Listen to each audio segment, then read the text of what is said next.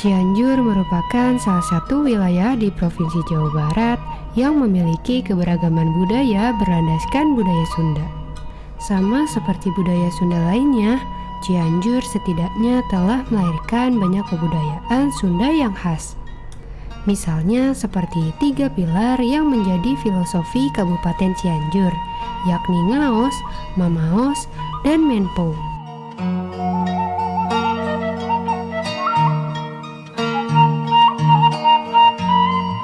Pada saat jadi Bupati Cianjur kemarin, ini 3 pilar budaya sudah diperdakan. Sehingga perda ini wajib untuk dilaksanakan di seluruh jajaran masyarakat Kabupaten Cianjur. Tentunya pemerintah sangat mensupport dan mendorong agar yang 3 pilar budaya Cianjur ini terus berkembang. Karena ini merupakan warisan leluhur yang harus tetap dibudayakan. Agar yang tadi Cianjur Kota Santri, gudangnya ulama dan gudangnya kebudayaan bisa terus. Karena budaya itu tidak boleh dihilangkan. Budaya itu adalah sejarah yang harus kita agungkan, yang harus kita laksanakan, yang harus kita angkat. Bukan hanya sekarang, tapi anak cucu kita ke depan. Nah, tentunya dengan perda ini mengikat agar 3 pilar budaya ini terus dilestarikan di muka bumi Cianjur ini. Tadi kalau ngaos itu yang namanya umat Islam terus bisa dilestarikan setiap hari. Mamaos juga perkembangannya yang namanya nyanyi ini semakin banyak ya. Tapi yang namanya Menpo kita khawatir. Tentunya dengan adanya perda dan adanya kebijakan dari pemerintah Kabupaten Cianjur, saya ingin mulai dari anak-anak TK, SD, SMA, SMP, SMA, bahkan saya perguruan tinggi, ini harus diwajibkan pelaksanaan Menpo di masing-masing sekolah. Bahkan saya sudah merencanakan, tinggal aplikasi, kita ada kurikulum Menpo di tiap-tiap sekolah, baik dari tadi TK, SD, SMP, SMA, bahkan perguruan tinggi. Sehingga dengan diperkuat regulasinya dan didorong oleh pemerintah, saya yakin yang asalnya mengkhawatirkan hilang, insya Allah menjadi berkembang ke depan. Dan juga insya Allah saya pemerintah Kabupaten Cianjur nanti akan ada budaya lomba-lomba, bahkan yang namanya Menpo ini bukan hanya orang Cianjur sekarang, dari mancanegara pun oleh Gan Ajis ini sudah banyak peminatnya. Cuman tadi dikhawatirkan ini di Cianjur kalau tidak dipupuk dengan baik ya, dikhawatirkan menghilang. Tapi insya Allah sekali lagi ya, dengan adanya perda, komitmen dari pemerintah daerah, insya Allah yang namanya Menpo ke depan akan lebih bersaing dengan kesenian-kesenian yang lainnya gitu. Menpo menjadi seni bela diri khas Kabupaten Cianjur yang menjadi salah satu pilar dengan karakternya, yakni menggambarkan keterampilan dan ketangguhan. Menpo sendiri mulai dikenal di dunia persilatan Nusantara sejak abad ke-19, terutama di daerah Pasundan. Aliran Menpo Cikalong identik dengan nama Raden Haji Ibrahim yang hidup sebagai sosok pencipta dan pengembang aliran ini. Assalamualaikum warahmatullahi wabarakatuh. Sampurasun. Saya Haji Ajis Asari, salah satu dari sekian penerus silat aliran tradisional Menpo Cikalong, dan saat ini mengajar melatih di Padepokan Menpo Cikalong Mancika Cianjur. Alhamdulillah Menpo Cikalong kini mulai berkembang baik di Cianjur maupun di berbagai wilayah Indonesia. Padepokan Menpo Cikalong Mancika salah satu padepokan yang mencoba melestarikan budaya Menpo Cikalong di Cianjur. Menpo Cikalong diciptakan oleh Mama Haji Ibrahim atau Raden Jaya Perbata merupakan ulama Cianjur dan menak juga Cianjur yang menyukai hobi bela diri. Pertama, karakter merunduk dalam berkaitan dengan kerendahan hati. Dan kalau orang Cianjur berbicara, biasanya sehari-hari itu selalu berirama dan lentong yang khas. Karakter kedua, waspada. Di dalam proses pembelajaran main pucakalong selalu tidak merasa bisa, sehingga dalam menghadapi sesuatu itu selalu waspada. Karakter ketiga, percaya diri. Dengan pelatihan yang terus-menerus, istiqomah, sehingga membentuk pribadi percaya diri, percaya dengan keselamatan diri dan lingkungannya. Karakter keempat adalah religius. Terlahir dahulu ketika diciptakan main pucakalong, lingkungannya sangat agamis, sehingga mempengaruhi banyak ke dalam filosofi main pucakalong.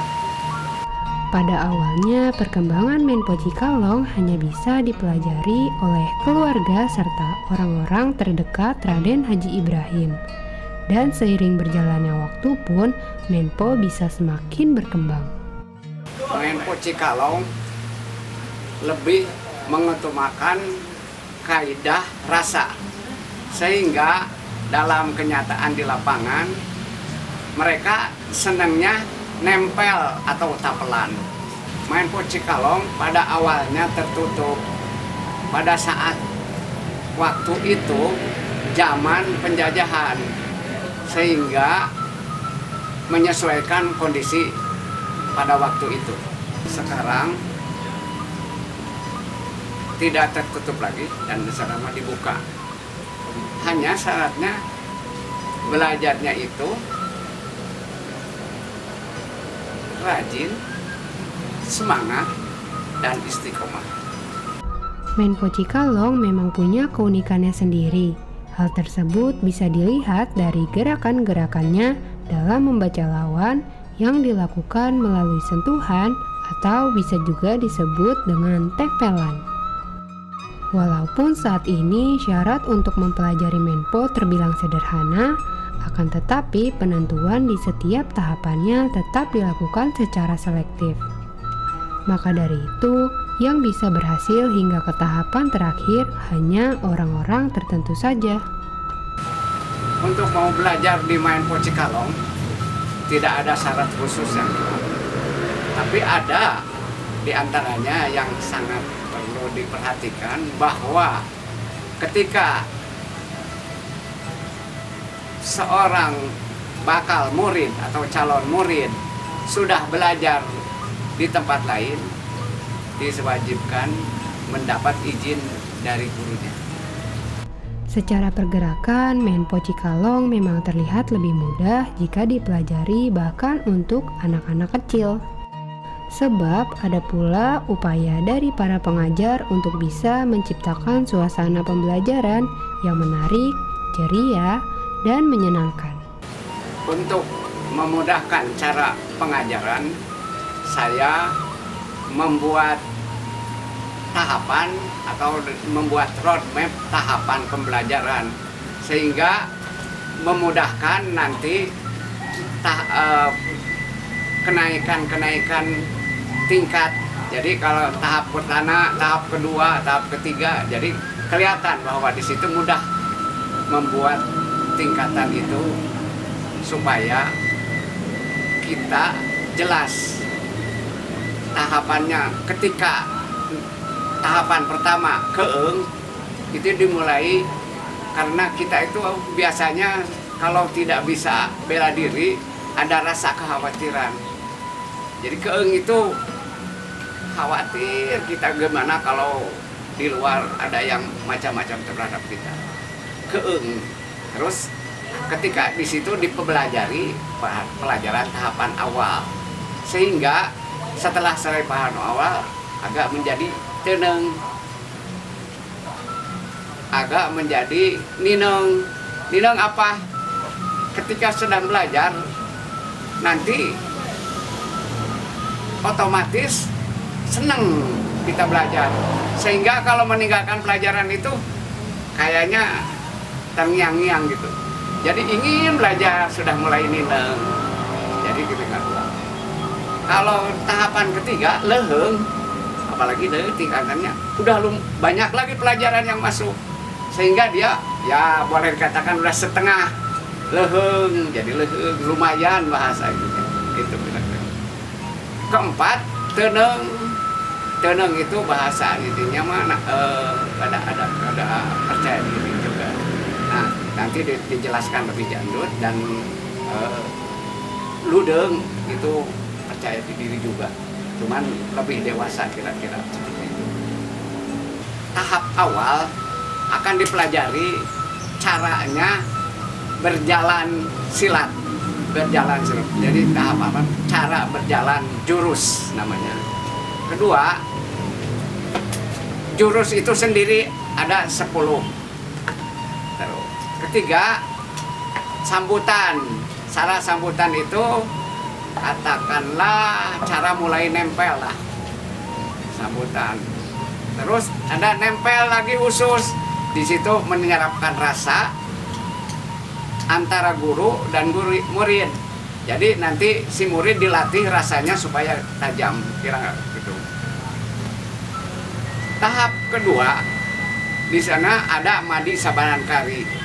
Madi sabanarkari itu madi tenaga aksi reaksi antara kita dengan musuh itu dirasakan ada tenaga power di situ. Sabanar ketika kita mau masuk ke wilayah orang lain susah. Nah, itu harus ada di kaidah sabanar, dirobah dulu supaya kita jadi bisa terbuka untuk masuk. Adapun kari adalah eksekusi. Jadi kalau dalam sepak bola bisa kita kan untuk menggolkan, tinggal menggolkan saja kira-kira gitu. Untuk tahap 3 mungkin nanti selanjutnya dibeberkan lagi, banyak yang harus 3, 4, 5, cukup aja dulu segitu. Untuk menentukan tahapan, karena kita masih tradisional, jadi cukup dengan nanti kalau berhadapan antara murid dan murid, andaikan kita repot, itu ada di bawah atau sahanapen. Kalau kita enak, gampang melawan, itu ada saluhureun. Dan kalau sama-sama kuat, sama-sama saling mengalahkan, itu adalah sasama. Jadi ada tahapannya sahanapen, sasama, dan saluhureun. Tidak hanya dari ketertutupan dan gerakan-gerakannya saja yang lebih mengandalkan rasa, akan tetapi Menpo Cikalong selalu memiliki banyak keunikan lainnya yang membuat seni bela diri asal Cianjur ini semakin menarik untuk diketahui dan dipelajari lebih banyak lagi. Halo, Assalamualaikum, nama saya Zul. Saya umurnya 43 tahun ini. Saya pertama kali kenalan sama Menpo Cikalong itu tahun 2015 ya. Waktu itu di Bandung ada acara Bandung Lautan Silat. Saya di sana hadir, diajak teman saya. Terus saya di sana kenal sama Mbak Aziz, sama praktisi-praktisi Menpo Cikalong yang lain, yang dari Bandung, yang dari Jogja, yang dari Semarang, kenalan di sana. Terus ya waktu itu saya belum mengerti apa-apa, belajar beberapa gerakan di acara itu, nempel juga sama Uwa, nempel juga sama yang lain gitu. Awalnya saya ketika latihan itu nggak dikasih tahu detailnya gimana, hanya melakukan gerakan aja, latihan gerakan. Saya ngejurus, itu juga latihan jurus kan ada 10, dikasihnya 5 dulu, setelah 5 hafal dikasih 5 lagi sampai 10. Nah, yang berbeda itu ketika latihan nempel. Ketika latihan nempel itu apa ya? Ya itu tadi tidak semudah yang dibayangkan. Ketika nempel dengan A berbeda dengan nempel B. Nempel B berbeda dengan C. Begitu seterusnya. Nah, sampai sekarang yang setelah saya latihan terus itu selalu ada sesuatu yang baru gitu. Jadi nggak pernah selesai. Itu menariknya di situ. Jadi kita latihan tuh materinya sama tapi hasilnya selalu beda gitu. Dan setiap diulang lagi itu pasti beda lagi. Jadi selalu ada sesuatu yang baru. Nggak habis diulik gitu. Melihat kesederhanaannya, Menpo Cikalong masih terus berupaya untuk lebih terbuka dengan bertujuan supaya bisa mendapatkan ketertarikannya terutama di kalangan anak muda. Namun bukan berarti Menpo Cikalong ini tidak diminati sama sekali. Masih ada sebagian orang yang mau mempelajari Menpo ini karena merasa memiliki tanggung jawab untuk melestarikan warisan budaya. Saya suka belajar Menpo karena sampai sekarang saya latihan itu selalu ada sesuatu yang baru, nggak selalu sama. Setiap saya latihan, ketemu pelatih, ketemu teman-teman, materinya bisa sama, tapi hasilnya berbeda, selalu berbeda. Karena situasi dan kondisi saat itu mungkin berbeda gitu ya. Jadi misalnya hari ini latihan tomplok hari ini sama tomplok hari besok bisa jadi beda karena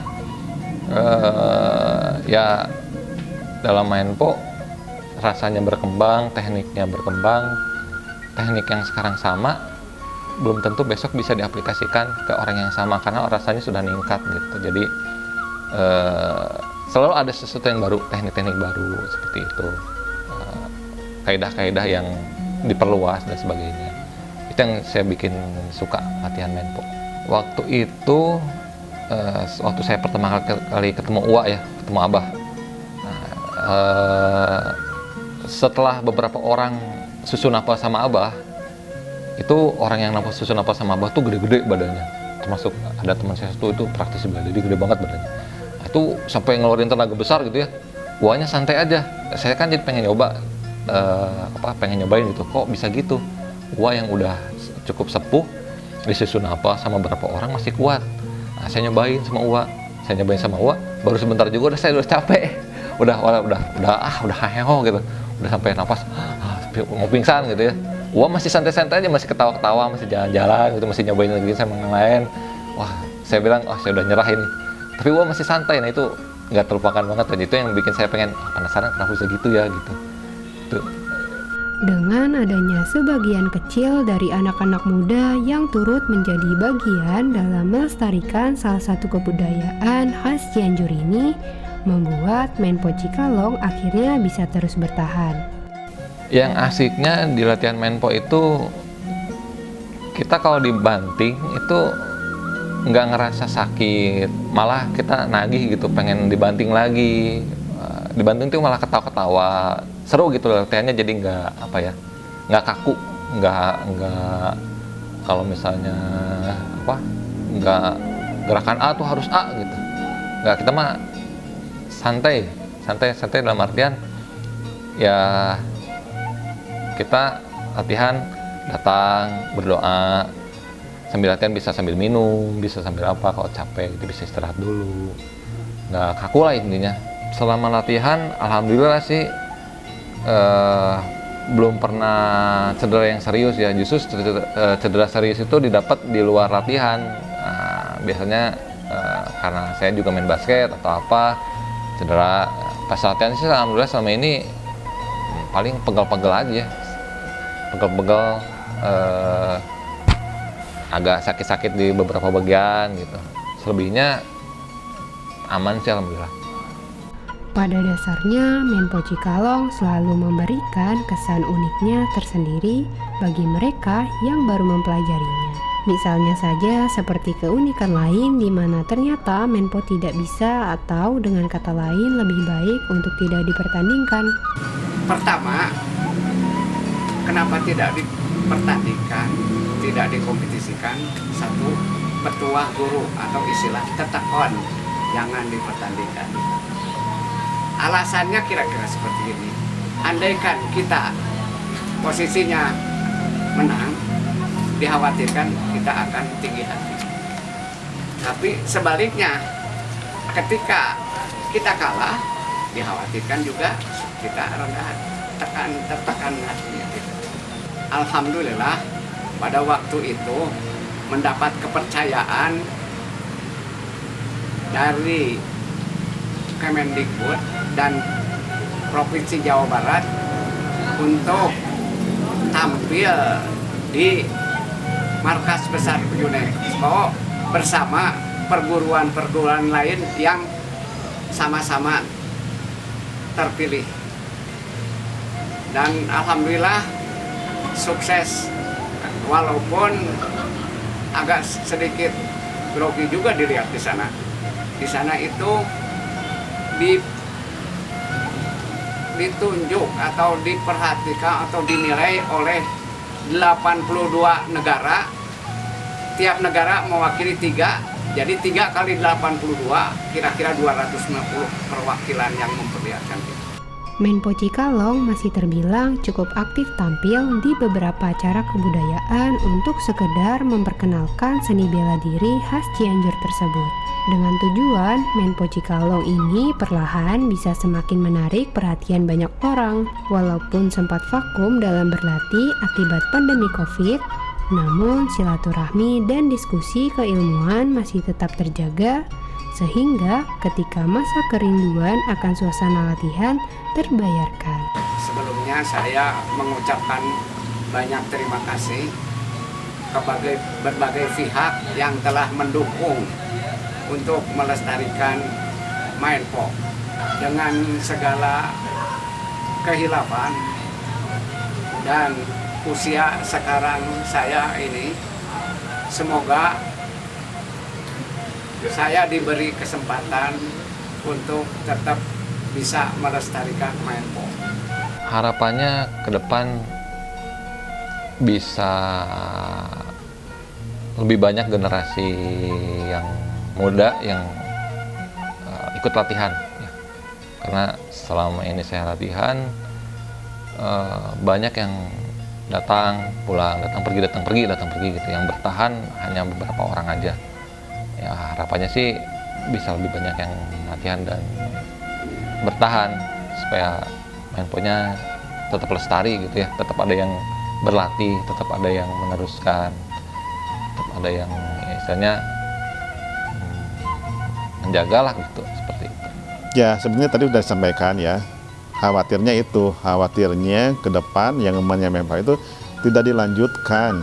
Tapi tadi kuncinya saya sudah membuat perda. Keduanya juga saya sudah komitmen pemerintah daerah akan menyupport agar perda dan support ini yang namanya Menpo akan tetap lestari dan tetap berjaya di Kabupaten Cianjur ini. Insya Allah dengan kebersamaan bukannya pemerintah, tapi budayawan, ulama, masyarakat, kita bersama-sama ya. Di balik pelestarian Menpo Cikalong terdapat berbagai macam perjuangan dan cerita-cerita besar yang telah dilewati bersama dengan harapan supaya Menpo Cikalong bisa terus ada sampai kapanpun dan bisa terus menjadi bagian dari Kabupaten Cianjur. Upaya yang ditanamkan baik dari sang pewaris ataupun pemerintah beserta masyarakat Cianjur membuat keberadaan Menpo Cikalong pun bisa bertahan sejauh ini. Pewaris Menpo Cikalong dari generasi ke generasi dengan begitu gigihnya melestarikan Menpo Cikalong kesana kemari menggunakan cara yang unik, memiliki harapan agar suatu saat nanti Menpo Cikalong bisa berguna untuk orang-orang yang telah mempelajarinya. Adanya begitu besar harapan bahwa Menpo Cikalong harus bisa terus dilestarikan oleh orang-orang yang memang berniat untuk mempelajari seni bela diri khas Cianjur ini. Hingga akhirnya Menpo Cikalong tidak hanya terhenti di sini saja dan akan terus menjadi salah satu warisan kebudayaan Indonesia.